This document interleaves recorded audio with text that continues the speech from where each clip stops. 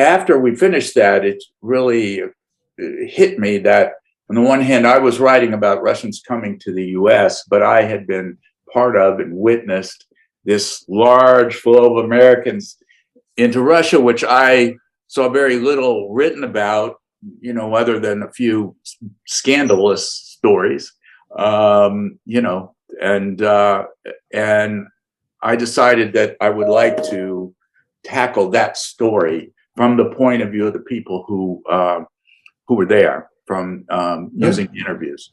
So it's both to provide a kind of a framework of what was going on, and then focus on the people involved. And even that was way too big for a 1-volume book. So I've pretty much cut out oil and gas out of the picture.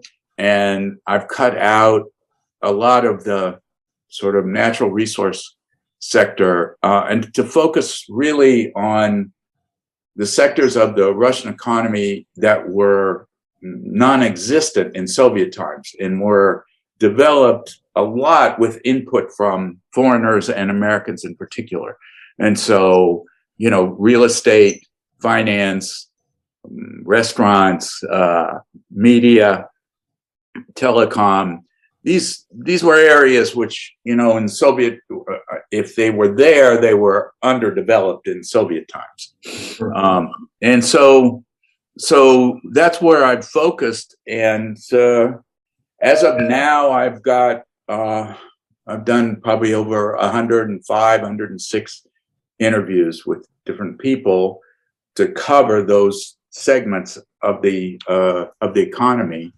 And I have a contract with Routledge, the UK publisher, to publish the book, and I'm supposed to submit the manuscript in June.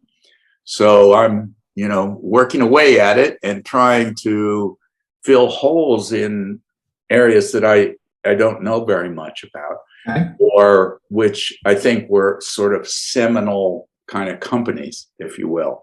Yeah. And so I was lucky to get to John and, hear his stories. And he likes to tell stories. He's a good storyteller. He's a great story. I just spent some time with John down in Naples, as a matter of fact. I just came back. Oh, whoa, okay, cool.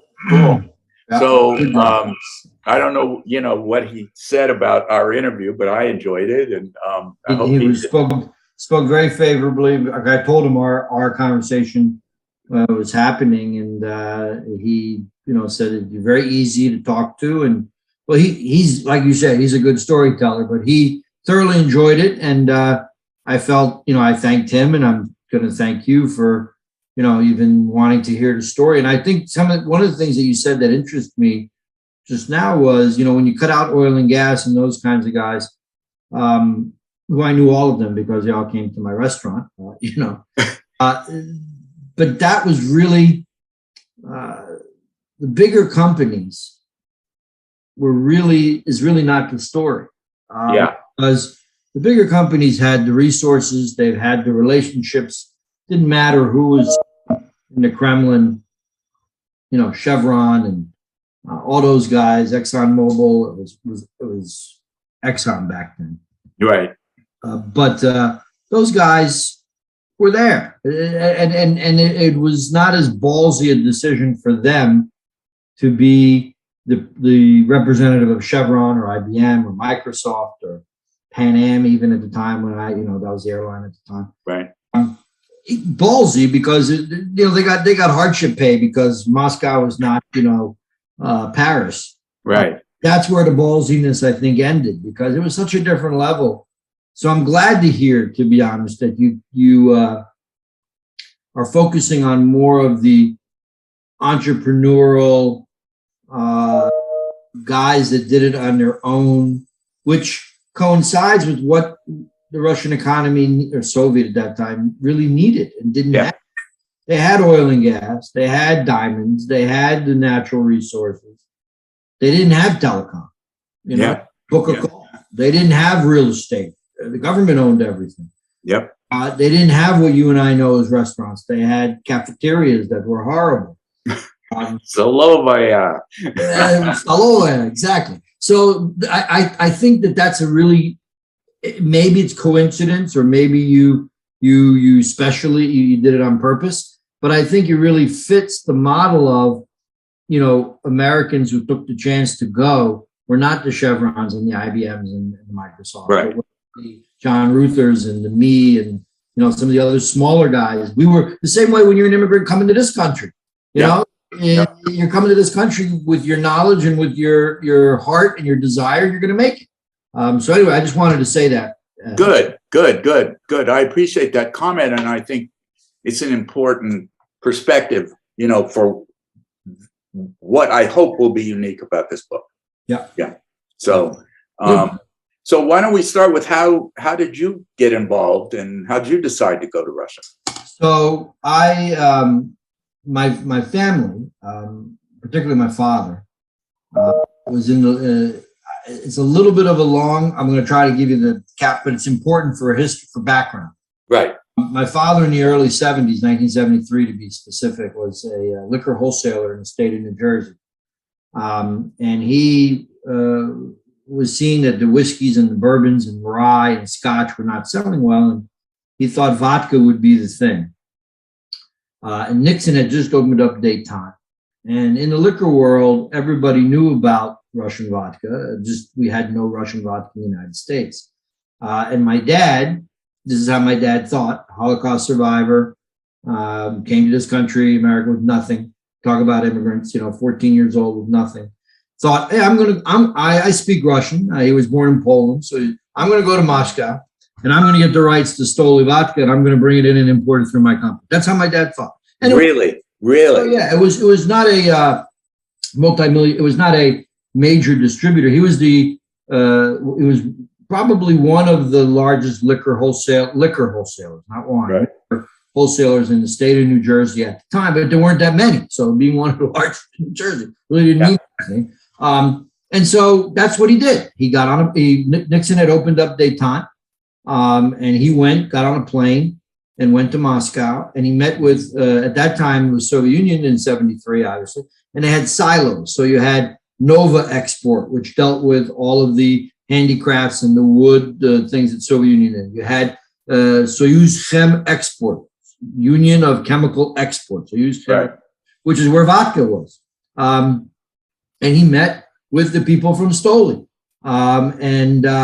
They said, listen, you're 2 weeks too late. We just signed a major deal with Pepsi Cola, which was the famous deal of the Soviets were going to get Pepsi, right, in the form of the syrup. And since the Soviets didn't want to pay in hard currency or didn't have the hard currency to pay, they paid in Stoli.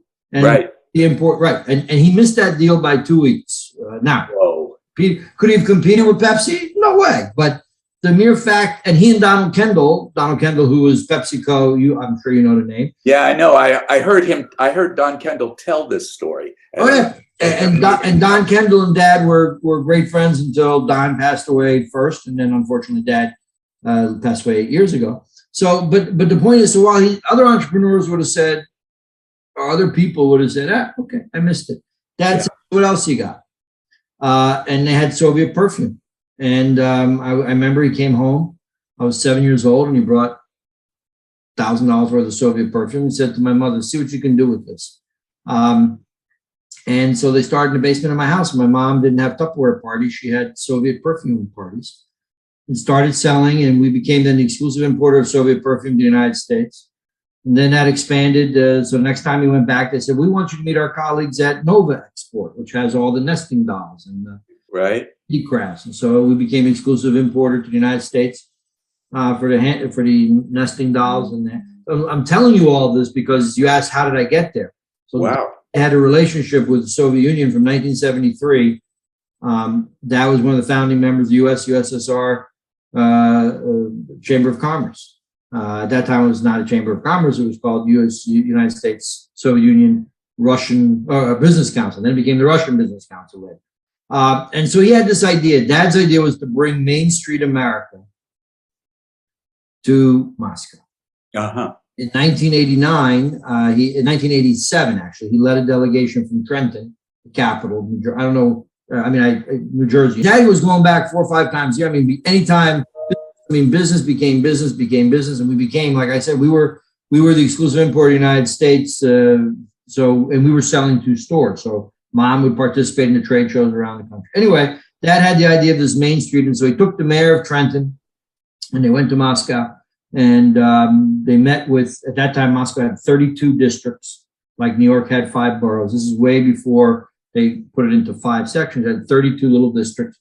One of them was called the Lenin District, which was whatever you thought of Moscow was in the Lenin District, Bolshoi Theater, Kremlin, Right. Museum, all within this Lenin District. Arbat and that whole area, right? That whole area was Lenin District, was, and so good, because they said, but my dad wanted to be a sister city with, my dad wanted to have a relationship with Moscow. And Right. it has 85,000 people. Moscow had, like, at that time, 7 million. It doesn't work. So they said, well, why don't you meet with the Lenin District, which had about 100,000 people. And so they did. And they signed the third sister city relationship between the United States and the Soviet Union, between Trenton and the Lenin District of Moscow. Right. Do you know what the other 2 were? Just out of curiosity. Seattle was definitely one. And Yeah. First was Seattle. And I believe, don't quote me, but I want to say Phoenix, Arizona, or Tempe, somewhere in Arizona. Okay. Curious. Okay. But you can go to, the organization is still very prominent today. Sister Cities International, Right. is the name of the organization, and I'm sure you can go look. Right. But Dad's idea was, now that we have so the sister city, the 2 mayors, they signed it, and we had the Russian mayor, because each district at that time wasn't really a mayor in the Soviet system, but it was the equivalent of a mayor. Right. He came here to Trenton, big deal, and signing the documents, and still have the picture of the 4, my dad, the 2 mayors, signing, and a translator, of course, signing the, although my dad spoke Russian, but signing it. Anyway, that's where, so the idea then, Dad said, well, we're going to expand this. It was more of a cultural exchange. Let's exchange newspaper editors. So the editor of Trenton Times went to Moscow for 3 months, and then the editor of Pravda came to Trenton for 3 months. And then culture. So Dad got very involved. We brought the Bolshoi Ballet, Kirov Ballet to tours to the United States, all because of this sister city relationship. And then Dad had the idea, let's expand it to business, Main Street. And his idea was to have, like, a dry cleaners, a gas station, nail salon, and a restaurant. And therein was born the idea of a restaurant. And my background in growing up was always in hotels, restaurants, from the time I was a little boy, working in restaurants. And so it was when he got the deal done, so they picked 2 cafes in the Lenin District, and they were going to open this restaurant. And he came to me and he said, I'm doing this. Do you want to go? And I was like, no, I don't want to go. I'm 21 years old. I live at home. I got 6 girlfriends, and I work for Hyatt, running a restaurant in Princeton, by the way, the Hyatt Regency Princeton. It's still there. Right. I was running that restaurant from the time I was 19 years old to the time I was 21, until Dad came to me. Anyway, I went to my GM, and he said, my general manager at the Hyatt, and he said, Jeff, what do you got to lose? Wherever I am with Hyatt, you'll have a job. Go. You got nothing to lose. So in May of '89, I got on a plane. We got our joint venture registration number 444 was their number. We were the first Soviet American joint venture restaurant. Wow. And what year was that when that was signed? 89. May of '89. Wow. Okay. And so I was, at that point, I was 23 years old. I was born in '66. Didn't speak a word of Russian. Went over with Dad. I was assigned a translator. And my job from starting in May, was to open the restaurant. Uh-huh. Been to Moscow, never having spoken the language, never understanding anything about. So I'm coming from running the restaurant to Hyatt Regency Princeton. You could not be more polarizing than Hyatt Regency Princeton. Well, I don't want to do it. Let's do it this way. Hyatt Regency Princeton, Moscow. Right. And I didn't speak the language. And so my first meeting, true story, with our partners, so let me set it up that way. So we were 50-50 partners. We were the first joint venture. Right. So we were 50-50 partners. So the American side was made up of my father's company, my family company. Yeah. Zeiger Enterprises. And the Soviet side was and I'm going to say it in Russian and then I'll translate it. Yeah. The Trestolovich Lensky Rayon. So the food distribution center for the Lenin district. And the Trestolovich would supply all the Stolove in the Lenin district. There was one guy that was the head of that who didn't know food from Adam, but he was the head of that supplied the food. And Moscow had the same system for all 32 districts. It was called Moscow Community Eating. I mean, I guess that's the best way to describe that. Right. And so Moscow Lenin district, the Lenin district Trestolovich was the other 50% partner. Okay. So that was a 50-50. We were the first joint venture. I said we were the first restaurant, but we were actually the first joint venture to be 50-50 as well. Huh. No majority. And that's fact, 1989, number 444. Okay. The name of the joint venture was TrenMos, Trenton, Moscow. So Совместное предприятие, it's joint venture. TrenMos, you know, I'm not translating for you. Right. You don't need to translate. Yeah. TrenMos. And I didn't speak a word. And you know, I got there at 23 and I'm saying, okay, I'm going to line it up. I got a trading translator. Big surprise. First meeting, we walk into the Trestolovich and there's the director. And there's 30 people in the meeting and me, you know, and my translator who I just met the day before. Wow. And so through the translator, I understood. So that, you know, idea, you're very young. Right away, that was my first hint that being young was a disadvantage. Yeah. How can I know anything? I'm too young. Right. Right. Even though I may have more restaurant experience than all the 30 people that were in the room combined, how could I know anything because I'm only 23?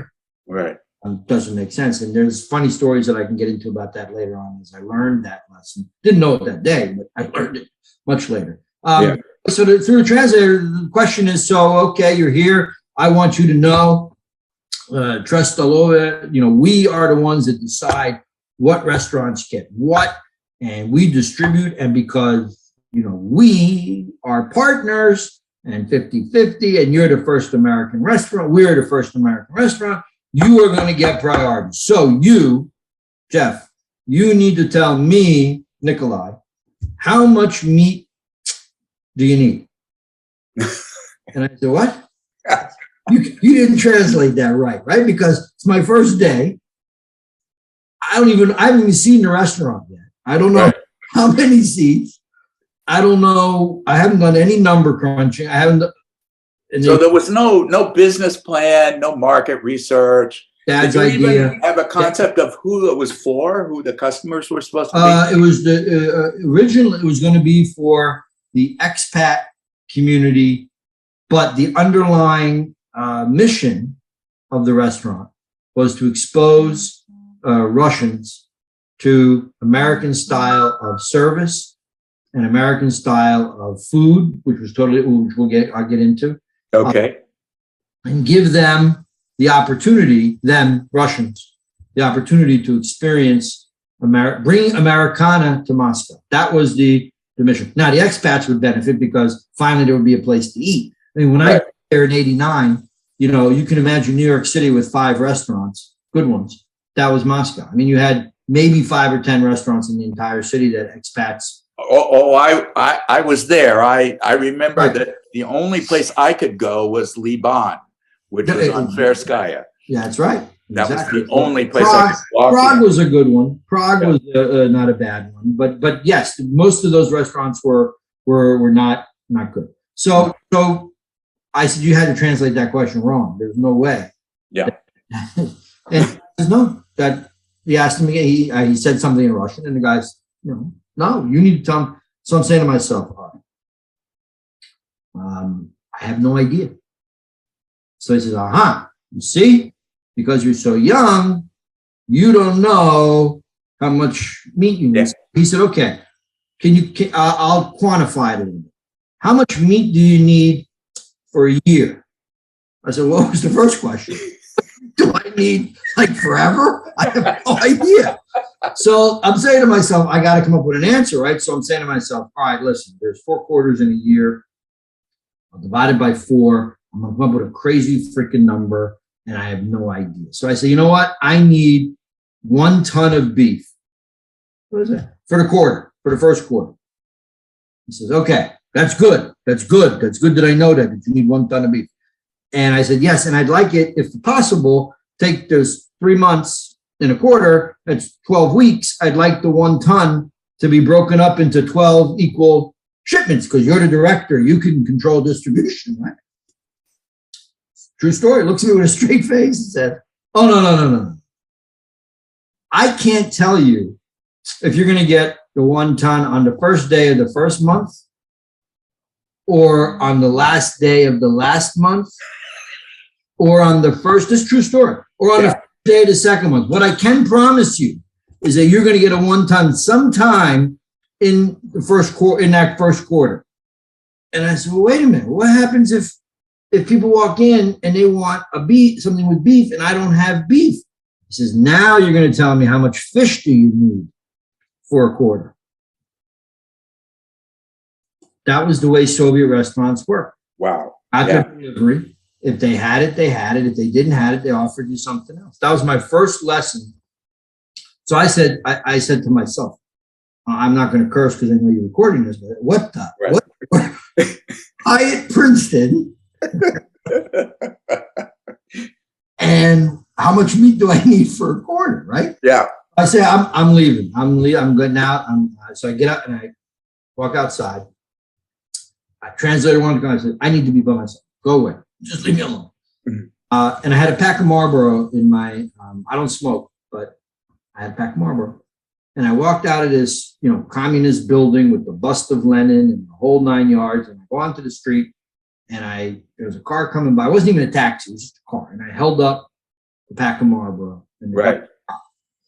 And his name was Vladimir Volody. A young guy, had to be 22, 23, just like me. He became my driver for the next 5 years. But that day, I just said, go. And he was driving and he was trying to talk. He didn't speak English. I didn't speak Russian. He was just driving. I'm saying to myself, okay, how do I get out of there? As he's driving by this big, beautiful market, like a farmer's market. And I said, stop. And I went out. There were vegetables and beef and fruit and anything that I wanted. I mean, anything. It was a restaurateur's dream there at the market. Right. So I go back, I get back in the car, hotel. So which hotel?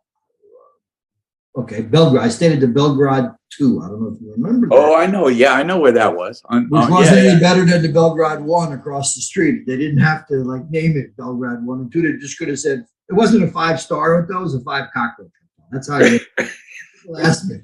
How many stars? They don't have stars. It was a cockroach. Right. And my chef I took a chef. I found a chef in New York City who was third generation, third born. So he was from Saint-Tropez, third generation French. It was a green card in the United States, but he wasn't an American citizen. And I went back to him and I was telling him the story about how much meat, for the quarter. And he's like, Jeff, what plane are we leaving on? Get the hell out. I said, no. But then I found a market. And I took him the next morning. Volody came back. Market, went, and my chef had an orgasm. Yeah. Oh my God.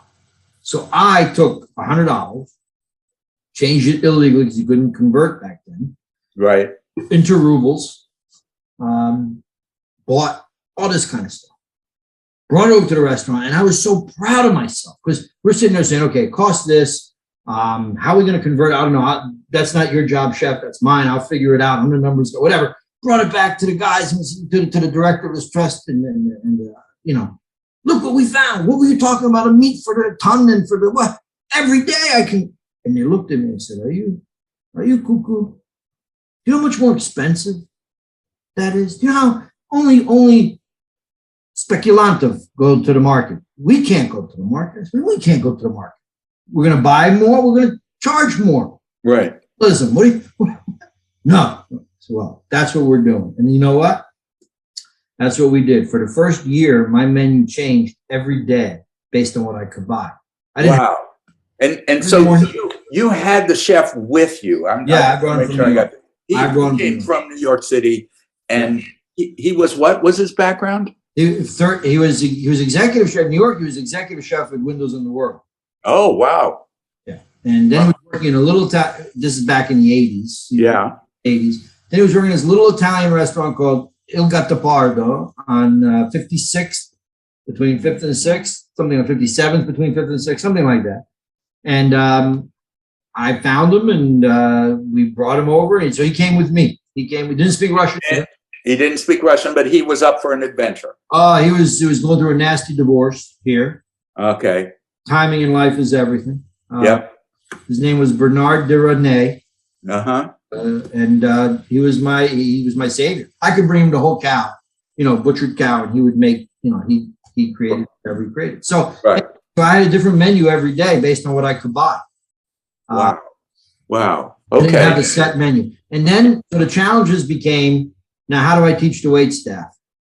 Yeah. I speak Russian. So I really, my real focus, in addition to trying to open a restaurant, was to learn Russian, and I did in about 3.5, 4 months. I never went to school, so I picked it up just by picking it up. I make a lot of grammatical mistakes, but my vocabulary is huge, so I get my point across. And I write like I can write it, and I can read it as well. But I hear it because I never went to school. So right. Хорошо is XO, хорошо, but it sounds like хорошо, so I would spell it X. When I wrote it, it was like a first grader writing. Right. Yeah. He's knocking toward. He's not. I never know where to put those. I don't care.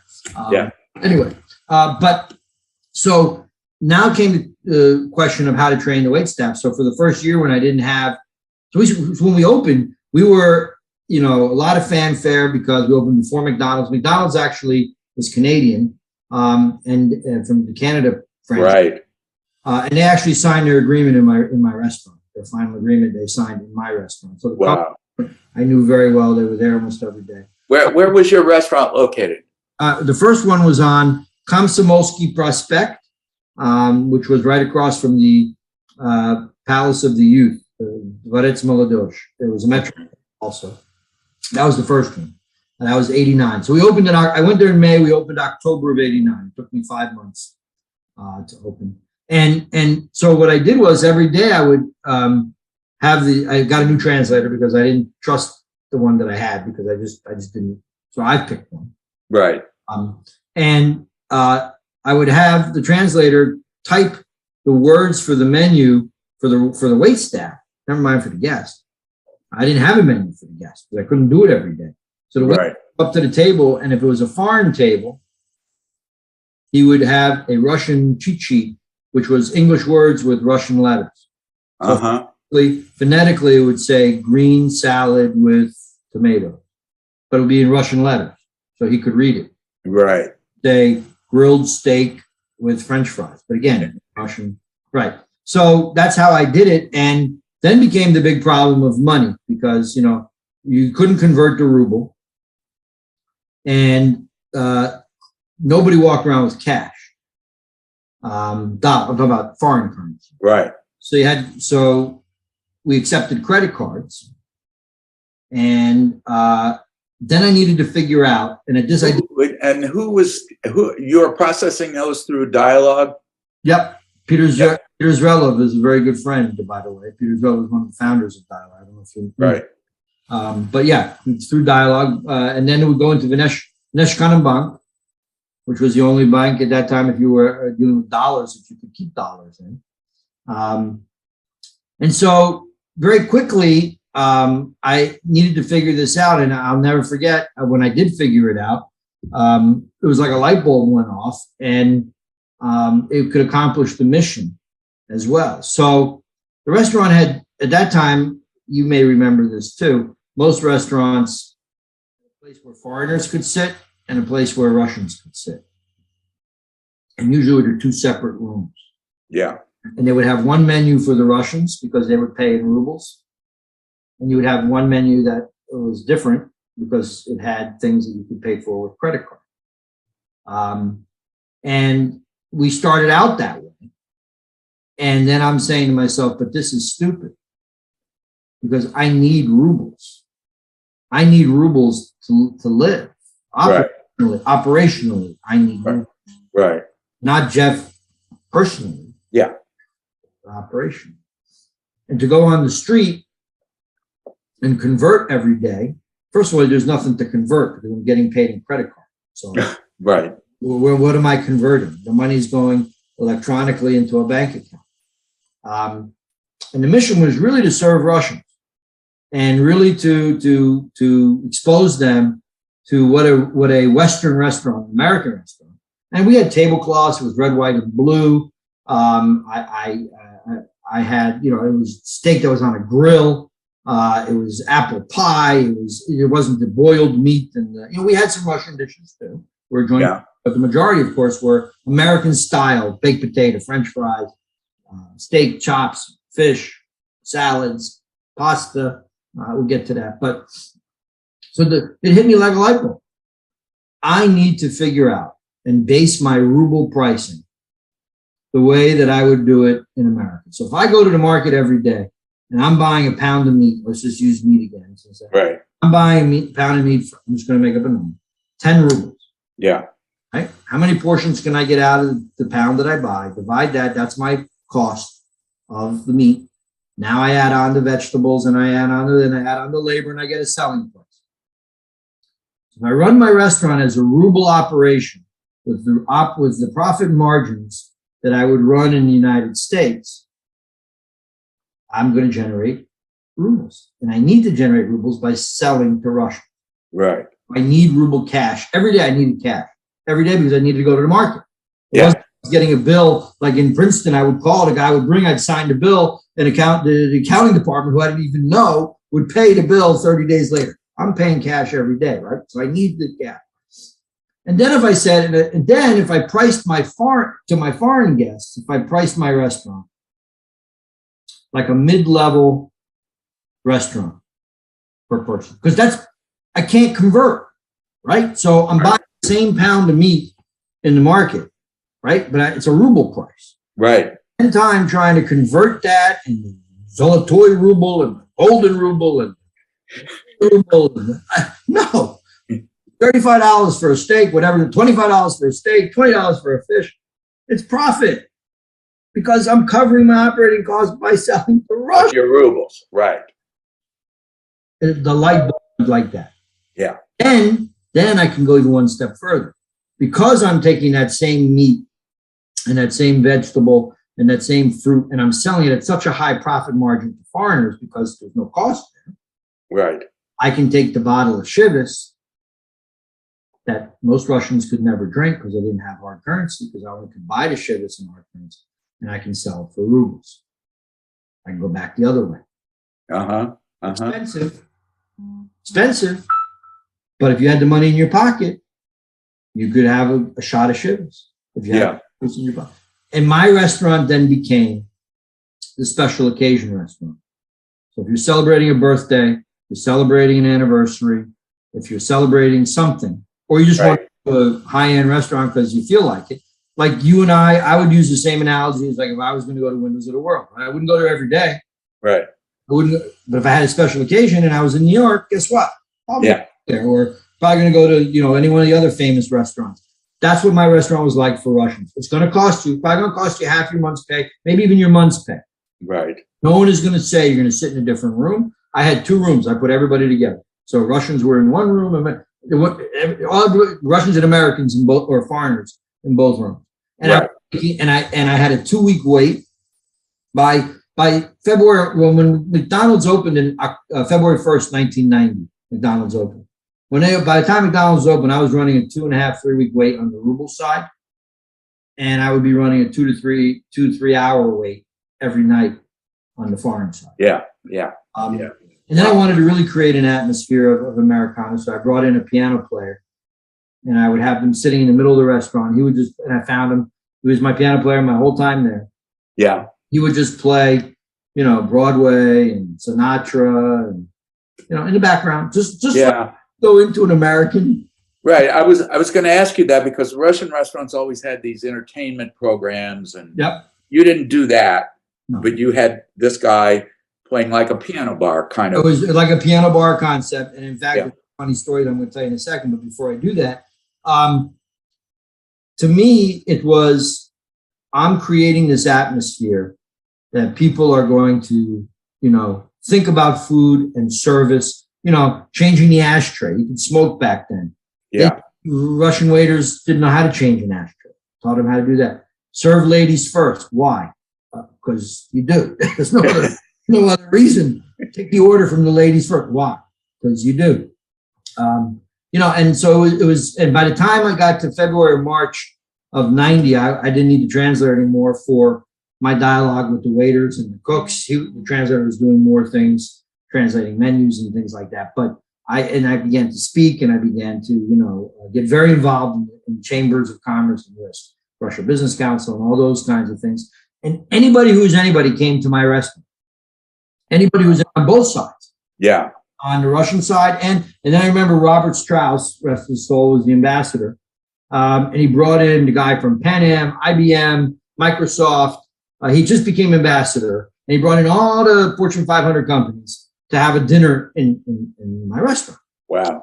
And he had been there like 4 days before. And he was from Texas, and I had Texas chili on the menu. Boy, this ain't no Texas chili. But, he was, boy, get out of here. But anyway, he loved the concept. And he asked me a very simple question. How are you making money? And I told him the story. Right. He says, reserve a table for 10 for 3 days from now. I have a dinner it was supposed to be at Spasso House.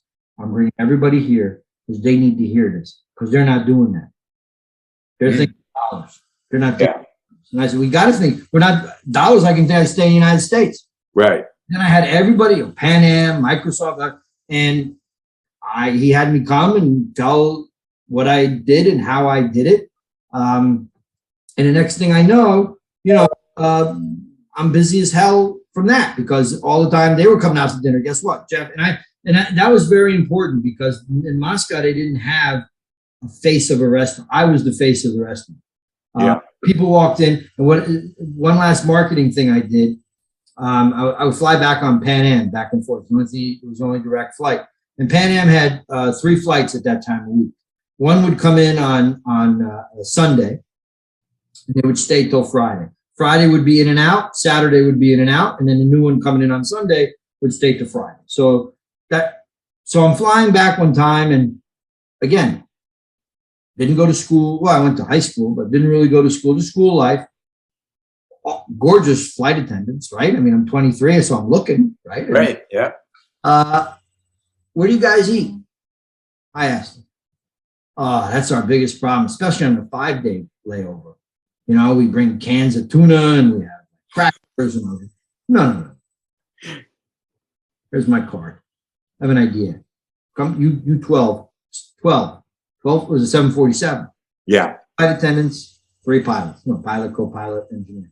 You 15 come to my restaurant tonight, and I have an idea. So they came to the restaurant, and I said, here's the gig. I will let you, Pan Am, and any employee of Pan Am, pay me in rubles. I didn't let any foreigners pay me in rubles, because that's not fair. Right. You go on black market, you go out and get 12, 15 rubles to the dollar. Right. You could have a decent meal in my restaurant for $7. Yeah. Yeah.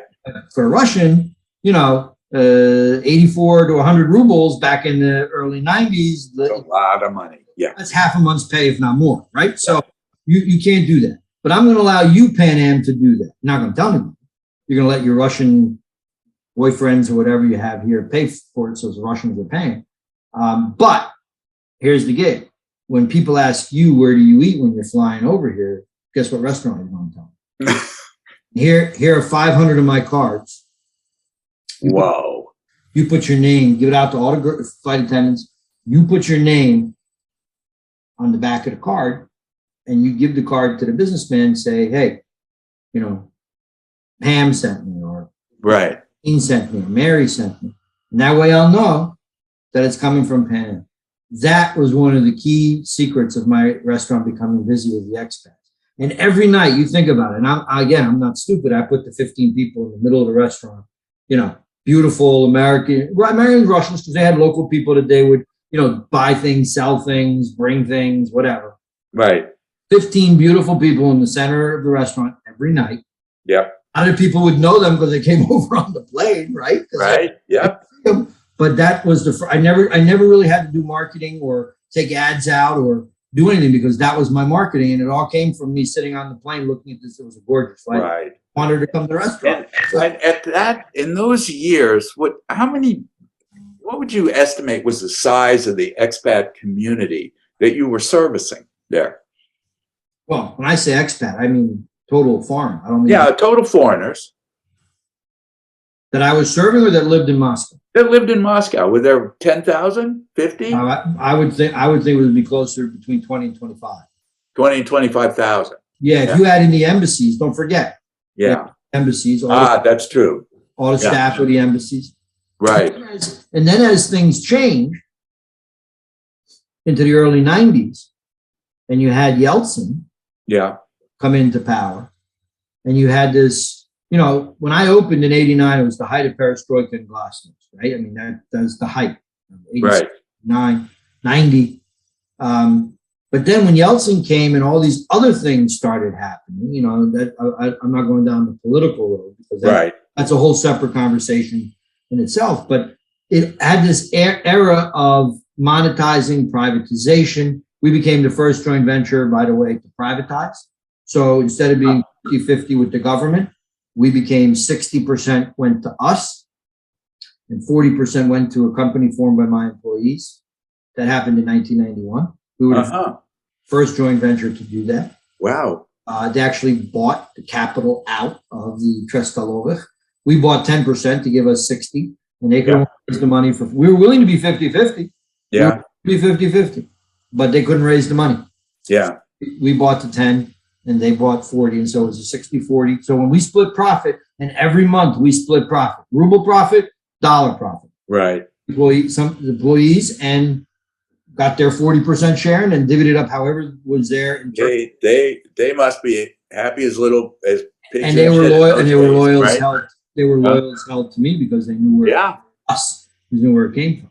And people always ask me before we did that, what was it like transferring money out of Soviet Union? It wasn't hard at all, because the government was the partner. So when we split profit every month, in the beginning there wasn't much profit, but to 2, and then my third restaurant, I mean, we were throwing out decent amount of money every month. It was all through Veneshkan Bank, all transferred back to the United States, paid taxes on it there and here. Right. There was the only problem I had with Veneshkan Bank is one time they froze, not just my account, they froze all the accounts, like in 91, if you remember that. I lost about $250,000 at that time. Then it went somewhere. I don't think anybody knows. But I really think that guys like me, and John was one of them, that were working every day with Russians. Like, I could not avoid not working. My Russian partner, my Soviet partner, who was one of the mayor that signed the thing with Dad and Mayor Trent, he had no idea what capitalism was. He had no idea what profit was. Yeah. He knew was that he was a director, and directors have certain privileges, and that leads in. And I hope it's okay. I'm just telling you stories because absolutely. I'll interrupt you if I have a question. Okay, please. good. Yeah. So again, this goes back to the lesson I learned on my first day. Right, I'm young. I was 23, 24, 25 those years. He was 58, 59, 60. Yeah. Okay. Never been in a restaurant day in his life except to drink vodka. That's it. But we came to an understanding. I think this was the secret of our success. He knew the Soviet system way better than I did. I knew the restaurant system way better than he did. I was the face in the front. Yeah. He worked the mechanisms in the back, meaning sourcing of food, maintaining the trucks that would go out every day, employee issues, all things that were Soviet or Russian. Yeah. Him. All things that were Western, service, whatever, me. Yeah. And yet we still, until we found out that that was the best mechanism for the entire joint venture, there were times where we bumped head, and the most familiar time was, when you're a director of something, you have privileges, and I didn't know that. And so we're in the restaurant business, so he expects to have a director's table. Yeah. All the time, whether he uses it or not. Uh-huh. I did not know that. So Yeah. it's a busy restaurant, and I sat at the table. I had no idea that he had said that it was the director's table. And he comes with no call, I think 6:30 one night, and we got 2-hour wait with foreigners, and bars, and his table, there's people sitting at his table. Well, you would have thought that I started World War III. Yeah. Who the am I that, you don't respect me? I'm a director. And I'm saying to myself, and this was where the conflict was. I'm sitting at table 3-4 times tonight. Yeah. We're both going to make money. Right. But it's your table. So I'm sitting. Now he's getting on the phone. He's calling my dad in the United States. Whoa. Not me. And my dad's trying to explain to him that it's not respect. We didn't know. Talk to Jeff. We'll figure it. Right. Here's what we're going to do. This table will be yours. I'm going to put your name on it. If you don't call me by 6 o'clock in the evening, it's mine. You tell me at 5:45 you're coming, I won't sit anybody there the whole night. But Right. if you tell me it's money for you and me, I'm sitting. Right. He said, I don't know, I got to think about it. Come. So we had to think about it over a bottle of vodka. And of course, at the end of a bottle of vodka, he agreed that we would have, and that was that was a lesson of, and then my point I was trying to make is guys like John, guys like me, we had to be in the trenches and work those things out. Yeah. Because the guys from Chevron and and I'm not criticizing the guys from Chevron and Mobil and IBM and all those guys, because they did a hell of a job in what they did too. But they didn't have that. Yeah. They were Yeah. removed from that. They were dealing with, translators or, strategy 5-6 years. I'm dealing with how to make a living today. I'm Right. dealing with the same issues that I had in running a restaurant over there, I would have had over here, except throw in the director's table, throw in distribution, throw in language barrier, throw in but I had to deal with people, right? That's Right. Yeah. I had to deal with a guy that, but at the end, when he got that ruble profit every month and he got that dollar profit every month, maybe this young punk knows what he's doing, because he made that as mayor. Right. Made that, in his career working in communist. Yeah. No, that was the whole point of that change. Yeah. Right. Yeah. Well, let me ask you a related question, which is the Krisha question. So, was the fact that he was your partner mean that you didn't have to deal with Krisha? No. The reason I didn't have to deal with the Krisha is because, again, call it luck, call it fate, call it just what you do in the restaurant business. I come from the old school. I worked every table. Every table I was at, if it was a foreign table, I spoke English. If it was a Russian table, I spoke Russian. And what I did was, people would invite me to sit down. You're the owner? Yeah. Foreigners and Russians. I'm not talking. I would sit down. Right. I would have a drink. Yeah. Did I know who I was having a drink with? No. Did other people know who I was having a drink? Apparently so. And apparently everybody thought that I was spoken for. True story. Really? Really? And part of the reason why everybody thought I was spoken for is the walls of my restaurant were red, white, and blue wallpaper, really tacky. Yeah. And on one trip home, I came home and we had a new governor. New governor. Governor Florio was elected in '88 after Governor Thompson. And I had Dad was close to all the governors because our offices were in Trenton, but him and Jim Florio, for whatever, and Dad was Republican, doesn't matter, but Florio, that doesn't matter. Florio wrote this wonderful letter and gave a flag and asked that it be put up. And we were from New Jersey, right? Trenton. Right. So I had a big aerial view of the city of Trenton. The name of the restaurant is TrenMos, right? Right. And I had this Jersey corner. So I had the aerial thing of Trenton, so I could tell Russians this is Trenton, it's a capital, blah, blah, blah. And I put up the flag of Jersey with the letter from Governor Florio congratulating, next night, people from Pennsylvania come and say, how come we don't have a Pennsylvania flag? Write your governor. True story. Yeah. How come we don't have a Vermont flag? Write your governor. Wound up getting all 50 flags. Wow. And then I started getting country flags. Wow. Because I had a lot of ambassadors that would come in. Yeah. So why can't I have my flag? You can. Just write me a letter. You'll come. We'll take a picture of you. You put the flag up. You pick the spot. I don't care. It was great PR, right? Right. I tell you that story. 1991, Georgia Republic, not the state, got their independence. Right. Kamsa-Cordia, remember? I know. I remember Kamsa-Cordia. Yep. Guys showed up and they wanted to bring a Georgian flag. What am I going to say? No, I was doing everybody else. And it just so happened I had a spot on the wall next to the flag of Georgia from the United States. And it was in a corner. Yeah. And it was a round table. Yeah. That became the Georgian corner. Who sat at that table? And I'm not being dumb here, I'm not trying to be sarcastic. I have no idea. Right. These guys were good customers. They came in on, never bothered me, never. They ate, they paid. They said, can we bring you the flag? Sure, you can bring me the flag. They would bring guests in. They would bring people. Apparently, they were bringing in some pretty heavy hitters. Apparently. Yeah. Yeah. And I would, and they would see me. Hey, Jeff, come on, this is so and so, and he's so happy, and you do it. You are incredible. You would put this flag in your restaurant. Why wouldn't I? It's a symbol of freedom, right? Right.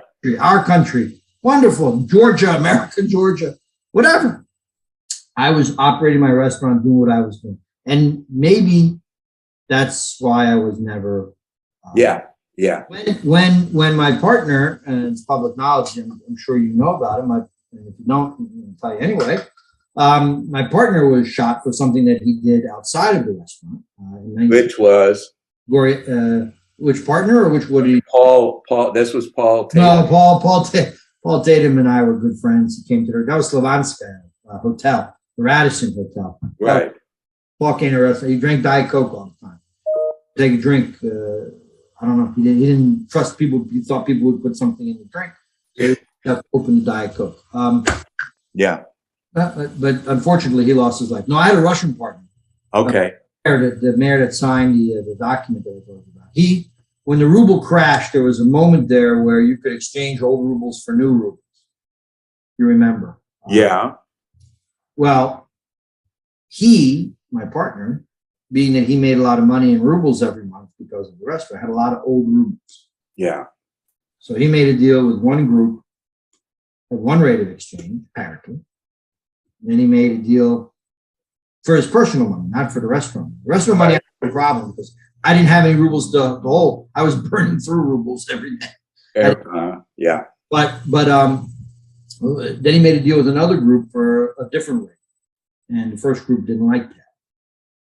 So they took him out.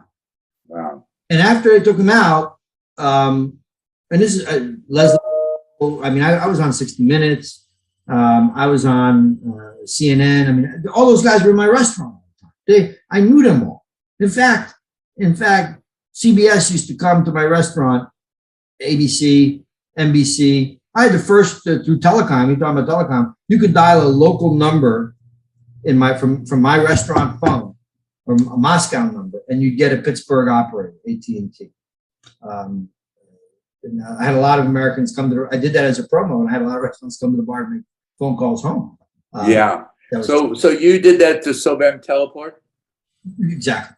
Yeah. So I interviewed him too. So good. Yeah. Good. And did you Stan Crampton? Does that name mean anything to you? I remember the name, but I didn't He's track down in him Florida. down. By the way, I could hook you up with him. I speak to Stan quite often. He's down in Bonita Springs, right outside of Naples. That would be fantastic. I talked to Schatz, Joel Schatz, who founded that name I don't know. Okay. Stan and I go way back. Founded it, and then as soon as the Soviet Union dissolved, he was out of it. He didn't operate it. So if Stan was the operator, I would love to talk to him. I don't know if he was the operator of that one, but I know that US West and some of those other telecom.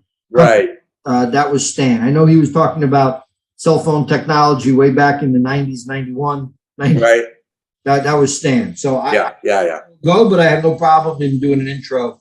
That would be fantastic. I would love it. I made a note. And so right after that was the first time anybody ever came to me. Yeah. And, oh, so you're not protected. Yeah. Nobody ever asked. Yeah. You are. I said, no, I'm not. Here are the keys. Transfer X, and I'm gone. I'm not working for you. Yeah. I'm not, Yeah. And, funny part, sad part, I was really trying to figure out a way to leave anyway because I had met my wife. She was a former ballerina in the Bolshoi. Uh-huh. And I used to do Bolshoi ballet and then follow-up receptions at my restaurant for the expat. Wow. But anyway, and I wanted to leave because the train ride was over. I could tell the times were changing. This is 94, 95.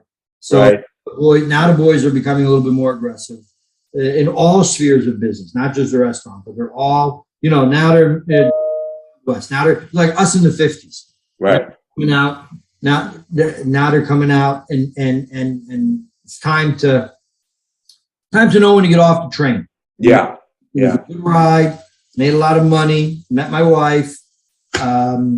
Yeah. So they wound up sending pennies on the dollar. And they wound up restaurants that lasted maybe another 6 months after I left. And these were people who came to you and said, listen, I know you didn't have no Krisha. If you don't have one, I'm your Krisha. Yep. Right. Okay. Yep. Yeah. I said, no, you're not. I said, no, you're not. Yeah. The only bright spot in the whole thing is the guy that started out peeling potatoes and carrots. I used to go through 500 pounds of apples a week for my apple pie. Yeah. I hired a kid who today is the #1 restaurateur in Moscow. Huh. What's his name? Arkady Novikov. Okay. Arkady Novikov. He's got the chain of restaurants. He's got all the famous ones like Sear and Vanille. He opened Vanille in my old bistro where he used to peel potatoes. Oktoberfest he opened. I mean, this is going back now. He's still there. I would say he's probably in his mid 40s. Yeah. So that's a good takeaway story. But again, they sent pennies on the dollar. I got on a plane. I brought my wife here. I have 2 beautiful daughters, beautiful family. No regrets except for the fact that I really think that if I had, it's a double-edged sword because I could have expanded TrenMos into the entire Russian Federation. Yeah. Probably into every republic. I could have had a TrenMos. Yeah. But I didn't. I was 23, and to me, it was more important that the salt and pepper shakers were full on every table. Yeah. And the service was going to be the same every night, and that I would be there to greet my guests. And I'm not saying one's right and one's wrong. And we made a lot of money. We did well. Yeah. Could it have maybe been better financially? Probably a lot better. But we did very well, and I'm here, and I'm very happy to be telling you the story. And we set a trend. You look at Moscow today. Yeah. I can't take all the credit, but I certainly can take the credit of bringing foreign restaurants into Moscow. You look at Moscow today with 15, 20,000 restaurants from all over the world. You could be in downtown Moscow and not really even realize you're in Moscow from a culinary perspective. Yeah, absolutely. And so were there a number of people who came through your restaurant who then went on in the industry, to seed the industry, so to speak? I know that part of our big thing, the chef and I would always talk about it, would be the training. Yeah. And so I know 3 of my maitre d's are still working today in restaurants because my wife goes back. She has family and friends there, and she to them in restaurants, and they recognize her. The back of the house, I kind of lost track of because I'm a chef of where they would be. But like I said, the biggest standout to me is Arkady Novikov. But that was part of the mission too, was to train these people so that they could be involved in the restaurant or at least have an understanding of hospitality. But look what happened. I mean, Ritz-Carlton, Hyatt, Marriott, all of those hotel chains that would never even think of going there. Right. Couldn't have been there. Right now, it's like Moscow became on the radar. And I'm not saying it's because of me. I'm not saying that. I'm saying I think people like me and John and Stan and some of the other people you're interviewing kind of push the issue of foreign, not the oil and gas, because, not really thought of as being, Right. like you said, it wasn't things that were not part of the Russian or Soviet economy, hotels, hospitality, real estate. That wasn't. Right. Yeah. Now they are. Yeah. And now they are. Yeah. And in a certain sense, it seems to me, and part of the thesis that I've come to from listening to any number of people, is that they knew what they didn't know at the time. They knew they needed foreign expertise. They got it.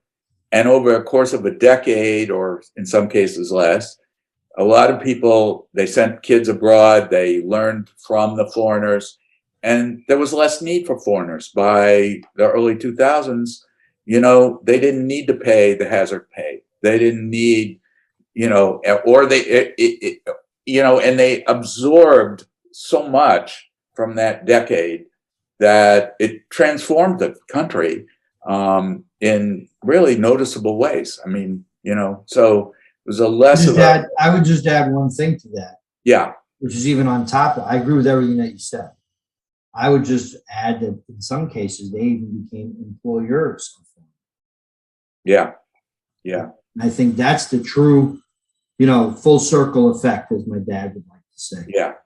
That's the full circle. So we came in, we were the employers, we taught, we partnered, we learned together, different cultures, different whatever. And then at the end, at the top of the circle coming back, now you are hiring foreigners to work for you in your country. Yeah. Yeah. Yeah. That's where, like, a guy like Novikov is the full circle. Right. That's what he's doing. And there are a lot of examples, I'm sure, in other industries like him. And I think your point is right on. And I do think that some of the best years of our relationships, meaning the country's relationship. Right. When people work together, and that was my dad's philosophy, it's harder if I get to understand somebody and understand their culture. The Russian people are the warmest people on the planet. Yep. Politics may be, for cock, Yiddish word, maybe. Yeah. I know that word. Yeah. Good. But the people, they are more like Americans than any European country. They are more absolutely values, education, religion, all of those things that we hold so precious. They're right there, if not in some cases even more. And it was always this government to government thing. You get down and you go into a Russian house or a Russian apartment and you have dinner, or you go into a Georgian. I've been to Georgia many times, Tbilisi and Sukhumi and all those. The hospitality and the genuineness of those people. Yeah. And you don't get that unless you live it, breathe it, and work it with them. Yeah. You don't get that. And I think that helped our countries. And now you have the polarization again. Think about it. You have the polarization again. You have the ideology coming out again. You have the lack of cooperation coming out again. And what is the result? Tension. Yeah. Yeah. And again, not to get political with you, but I think the two go hand in hand. I agree with you. And the lack of actual contact between ordinary people is so striking in the difference between that time and this time. 100%. Enormously 100%. Different. So that's part of the agenda of this book, is to talk about that. This is, a period of time when there was the only and the most interaction between Americans and Russians in history were in those years. I mean, day-to-day interaction. Day-to-day. There are times in history, very interestingly, not a lot of people know this, where Russia and America were actually very friendly to each other. Abraham Lincoln and the Tsar communicated many times and very deep, thoughtful letters during the slavery, during the emancipation issue and things like that. And Russia helped tremendously, Soviet Union, in other times, and we've helped them. But to your point, ingraining yourself in the community or in each other's culture was never as strong as it was, I would say, from the mid-80s up until 2000. I think that was the real 90s, at least, something like that. Yeah. So let me ask you. Only those that were there know that and feel that. Yeah. Well, I know it and feel it. So, and Good. trying to convey it. And your words will help me. Thank you. Hats off to you, and any way that I can help, and any way that, any other people that I can think of. I mean, Stan, I'll do the intro tomorrow. Great. I'll introduce you, and he's a great guy. He's got a lot of stories too, because he was involved. Even though he was a entrepreneur, and I was more on the people level with the restaurant, obviously. Right. There in the ministerial and those kind of levels, because it was telecom and those kinds of things. So there may be a whole different perspective. Sure. Yeah. I think I may have met him once or twice at U.S.-Russia Business Council meetings or something. He was all over that. Yeah, I'm sure he wouldn't remember me, but I do remember the name. So it would be great if I could talk to him.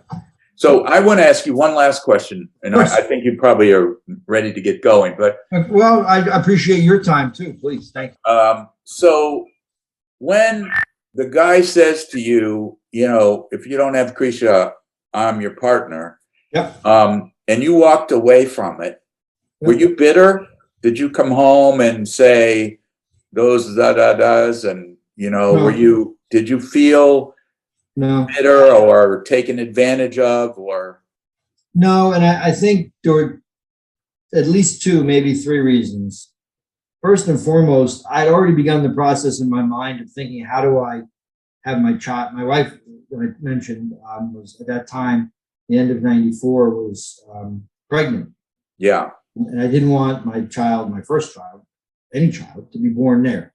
Okay. Already thinking about not to leave. I mean, the ideal world at that time would have been to come here, have the baby, and then kind of go back and forth and maybe expand and, but that was those were the raw gut entrepreneurial answers, right? Okay. Right. So I'm 25, 27. That's what I'm going to do. Reality was sitting in, as I mentioned, that the landscape was changing. Yeah.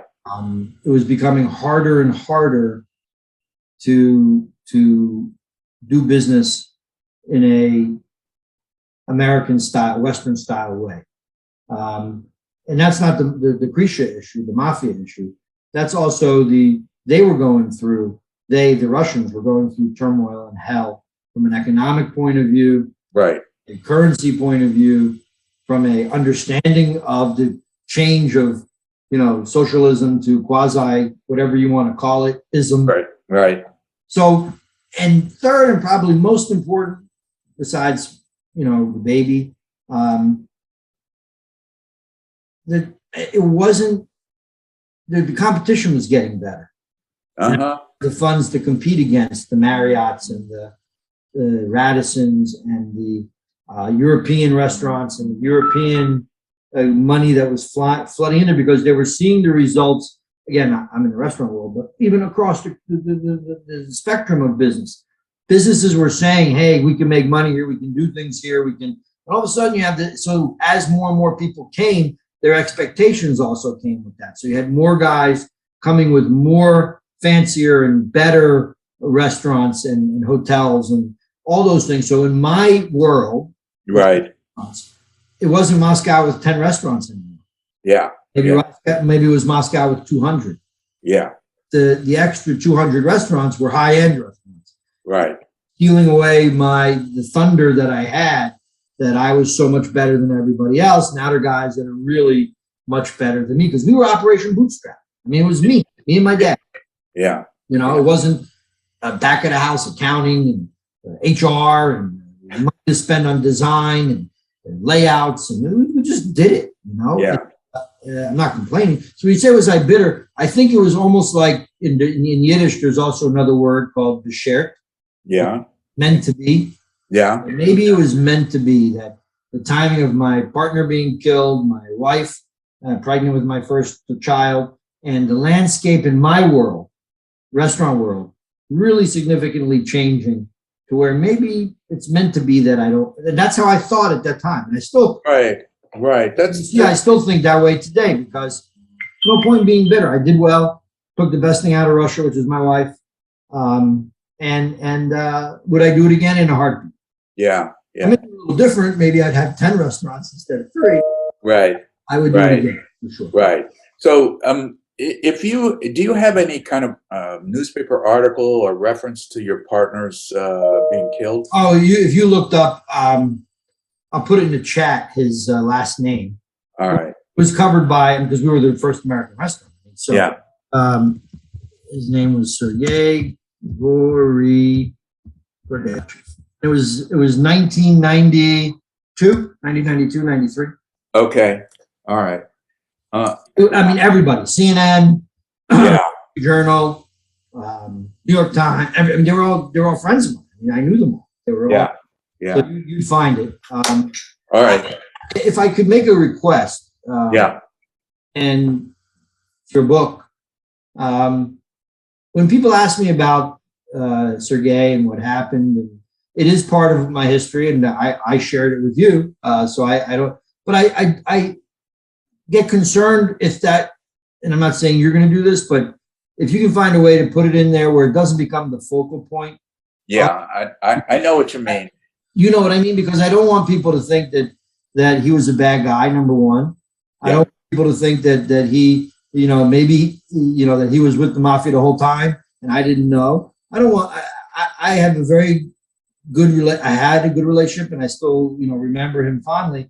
And he made a mistake. He made a very costly mistake of greed. And maybe that greed was because in his whole life, leading up to it, he was working in a system that didn't allow for capitalism and things like that. Now, that's a whole different issue. But I guess if I'm thinking about how an outsider would read it, and they read this story about this wonderful experience, what these people did, and they brought this to that, and they brought, restaurant, not only financial success, but culinary, and people enjoyed it. It was the upscale, it was the restaurant to go for a special occasion. And then they read that the guy got killed. That kind of takes all the air out of the balloon. So it does. It does. I'm not trying to tell you how to write it. Yeah, no, I know what you're saying, and I'm trying to. It's a dilemma for me because the stereotypes of the times were, the wild east, lawlessness, mafia, all the stereotypes about Russian people, and which I'm trying to avoid, and which I argued against my whole life. That's all people knew about was that, and they didn't know anything else.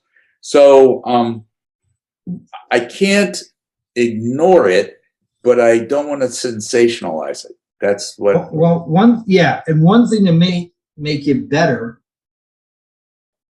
or easier is that the amount of time from the time he was killed, which was 92, 93, I operated till the end of 94 before I was approached. Okay. Yeah. So I always tell people if that killing triggered something, or we were already in with something, right? Not been that year and a half of operating and back to normal, if there is ever back to normal, something like that. Right. Unless somebody finally figured out that, wait a minute, there's an opportunity here. And you better get on top of it. So to me, that's a very important factor in however you put in what happened. Yeah. Part of history. There's no point I'm not trying to suggest don't say it. I'm just trying to say I don't want that to be, I would prefer that not to become. I agree with you, and I don't want it to be. I don't want it to be. I don't want Paul Tatum. I don't want those things to be the focus of this story.